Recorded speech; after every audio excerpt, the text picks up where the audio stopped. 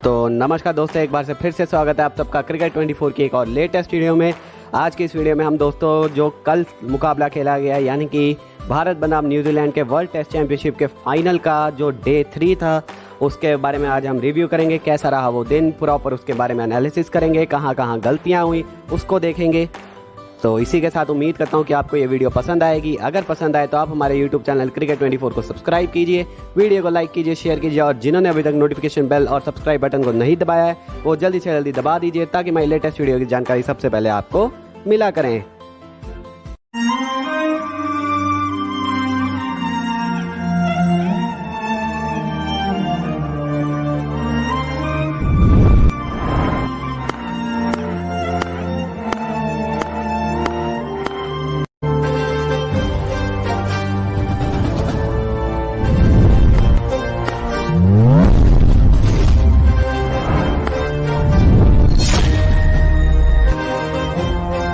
चलिए पहले सत्र के ऊपर बात करते हैं। तो पहले सत्र में भारत ने बनाए 65 स्कोर, लेकिन 4 विकेट के नुकसान पे 4 बड़े विकेट्स भारत ने ये इस सेशन में गंवा दिए और इसीलिए मजबूरन कारण मुझे ये जो सेशन है उसको अगर आप देखें न्यूजीलैंड के पक्ष में देना पड़ा। न्यूजीलैंड के गेंदबाजों ने काफ़ी अच्छी गेंदबाजी, खासकर अगर आप देखें काइल जेमिसन ने, और एक काइल जेमिसन ने इस मैच में एक और 5 विकेट हाul लिया। तो काफ़ी अच्छा उनका डेब्यू रहा है या कहें सफ़र रहा है डेब्यू से लेके अब तक का, और एक और 5 विकेट हॉल उन्होंने अपने अगर आप देखें करियर में जोड़ा है। और इस टाइम का जो 5 विकेट हॉल है ये काइल जेमिसन के लिए काफ़ी ज़रूरी था। और अगर हम इस सेशन के ऊपर और बात करें तो दोस्तों इस सेशन में विराट कोहली का हमें विकेट मिला, अजिंक्य रहाणे का, ऋषभ पंत जल्दी आउट हो गए इस सेशन में और रविचंद्र अश्विन बैट चला रहे थे तो अगर आप देखें वहाँ पे वो आउट हो गए। लेकिन अंत में जडेजा और ईशांत शर्मा की पारी अभी भी चल रही थी। तो 65 स्कोर बनाए भारत ने 4 विकेट के नुकसान पे। अब इस सेशन में खास क्या बीता दोस्तों, इस सेशन में सबसे पहले तो आए काइल जेमिसन। एक छोर से वो पकड़ के गेंदबाजी कर रहे थे, वो टप्पा उन्होंने पकड़ा हुआ था, एक सटीक लाइन पकड़ी हुई थी। ज़्यादातर गेंदें जो थी वो बल्लेबाज को खिलाने की कोशिश कर रहे थे कि मैं बल्ले से संपर्क कराने की कोशिश कर रहे थे कि एज लगे या कॉट बिहाइंड हो या अगर आप देखें कवर्स पे कैच जाए। तो मुझे जो लाइन लगी और जो लेंथ लगी काइल जेमिसन में वो काफ़ी अच्छी लगी। ज़रूर उनके पास उतनी गति नहीं है जितनी आमतौर पे आप दूसरे गेंदबाजों के पास देखते हैं जैसे कि मोहम्मद शामी या जसप्रीत बुमराह के पास, लेकिन उनके पास जो है उसका वो काफ़ी अच्छे से यूज़ कर रहे थे। और इसके बाद अगर हम देखें काइल जेमिसन ने विराट कोहली का एक बड़ा विकेट लिया इस सेशन में और न्यूजीलैंड के लिए एक बार फिर अगर आप देखें विकेट्स का कॉलम को शुरू किया। लेकिन मुझे जो दोस्तों सबसे ज़्यादा दुख लगा विकेट का वो लगा था अगर आप देखें अजिंक्य रहाणे की विकेट का। अजिंक्य रहाणे की विकेट कुछ समय बाद जाती है विराट कोहली और ऋषभ पंत के विकेट के बाद। मुझे इनकी विकेट का दुख क्यों लगा दोस्तों, क्योंकि अगर आप देखें इन्होंने काफ़ी मेहनत की थी। 117-118 गेंदें आपने खेली हैं, ये शरीर पे कुछ गेंदें खाई हैं, कुछ आपका पैर नहीं निकल रहा था पहले, आपने उस प्रॉब्लम को एड्रेस किया है। तो काफ़ी अच्छे से आपने अपनी इनिंग को आगे बढ़ा रहे थे और अब एक ख़राब शॉट खेल के आप आउट हो रहे हैं। एक गेंद पहले आपने देखा कि नहीं कि वहाँ पे फील्डर नहीं है, कवर्स पे आप माफ़ कीजिएगा शॉर्ट पॉइंट पे आपके यहाँ फील्डर नहीं है, लेकिन उसके अगली ही गेंद आप सीधी शॉर्ट पॉइंट के हाथ में मारते हैं और वहाँ पे अपना विकेट गंवाते हैं।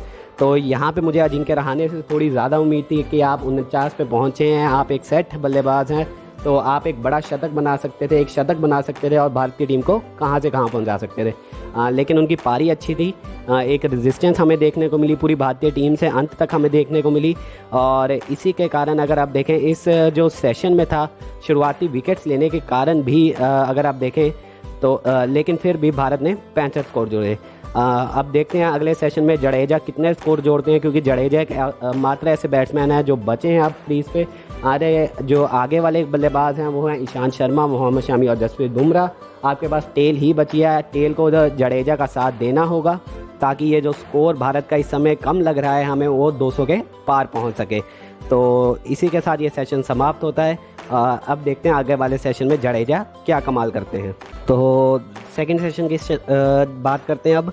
तो 217 पे ऑल आउट होगी भारतीय टीम दोस्तों इस सेशन की शुरुआत में ही। आपको आधा घंटा भी नहीं लगा होगा देखने को कि न्यूजीलैंड की जो गेंदबाजी थी उन्होंने भारतीय टीम को आधे घंटे में आउट कर दिया।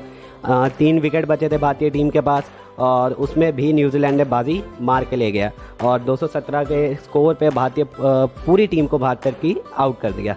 अगर आप देखें पूरे स्कोर कार्ड में हमने पहले ही चर्चा कर ली थी विराट कोहली की, चर्चा हमने की कि ना कि रहाणे ने रन बनाए अच्छे, रोहित शर्मा के अच्छे रन थे, अश्विन ने एंड में आकर रेजिस्टेंस दिखाई, तो कुछ अच्छी इनिंग्स हमें देखने को मिली, लेकिन कुछ बड़ी इनिंग्स नहीं देखने को मिली। देखिए, अगर आप विराट कोहली जैसे एक बैट्समैन से एक्सपेक्ट करते हैं तो उसमें कोई गलत बात नहीं है। विराट कोहली ने एक बार 44 रन बनाए, आप उनसे उम्मीद करते हैं कि जब वो ऐसे स्कोर बनाते हैं तब उस स्कोर को बड़ा लेके जाएं। रोहित शर्मा से यही आप उम्मीद रखें, अजिंक्य रहाणे से ये उम्मीद रखते हैं, लेकिन ऐसा कुछ ना हो पाया। लेकिन 217 स्कोर बनाए भारतीय टीम ने, काफ़ी अच्छे स्कोर लग रहे हैं, और ख़ासकर जो पिच की कंडीशन है उसको देखते तो ये सफिशिएंट लग रहे हैं।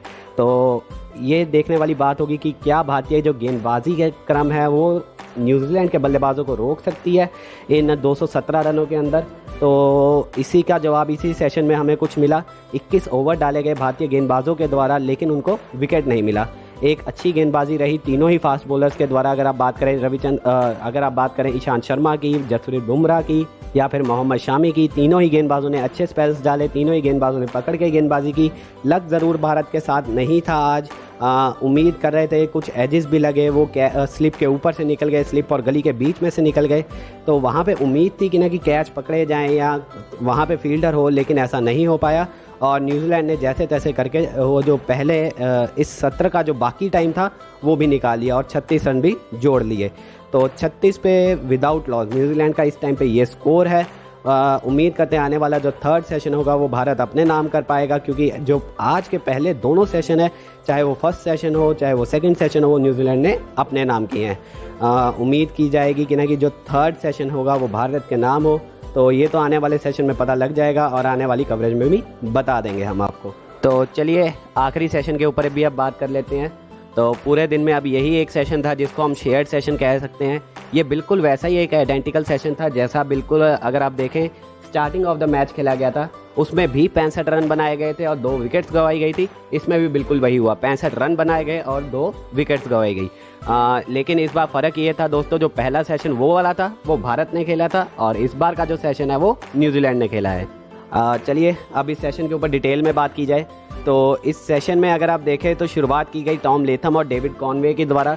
अच्छी बल्लेबाजी कर रहे थे दोनों ही जानों को पता था कि उनकी गेंदें कहाँ जाएंगी, यानी कि उनका ऑफ स्टंप कहाँ है, उनके स्टंप्स कहाँ हैं, कहाँ उनको टारगेट किया जाएगा। बिल्कुल वहाँ से वो अपने सटीक लाइन लेंथ से खेले, सटीक अपने बल्ले के साथ खेले और वही उम्मीद की गई कि ना कि हमेशा की तरह वो आगे अपनी पारी को लेके जाएं। टॉम लेथम ज़रूर एक शुरुआत के बाद आउट हुए, 30 रन बना के वो आउट हुए, लेकिन डेविड कॉनवे एक बार फिर उन्होंने 50 रन बनाए और काफ़ी अच्छी बल्लेबाजी की। और अगर अब तक आप डेविड कॉनवे का सफ़र देखें तो उनका ये तीसरा टेस्ट मैच है और 3 टेस्ट मैचेस में उन्होंने एक दोहरा शतक जड़ा है, एक 80 रन की एक बढ़िया पारी खेली है, एक 54 रन की अब ये पारी आ गई है। तो डेविड कॉनवे की जो शुरुआत रही है इंटरनेशनल क्रिकेट में टेस्ट मैच में खासकर, वो काफ़ी ज़बरदस्त रही है।